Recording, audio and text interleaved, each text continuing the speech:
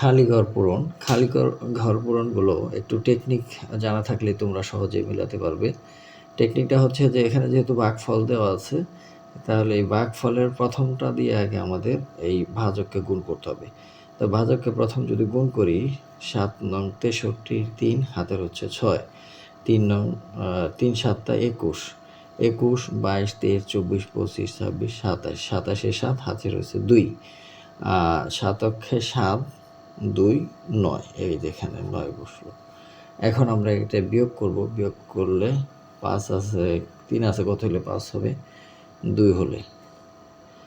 আর হাতের আছে আমাদের নাই, ৭ আছে, এখানে কত বসাইলে এটার সাথে বিয়োগ করলে ২ হবে এবং সেটা হাতে থাকবে না। তাহলে আমি যদি এখানে ৯ বসাই, ৯ বসাইলে ৭ আছে, কত হলে ৯ হবে? ২ হলে। হাতের নাই, ৯ ৯ মিলে গেল ০।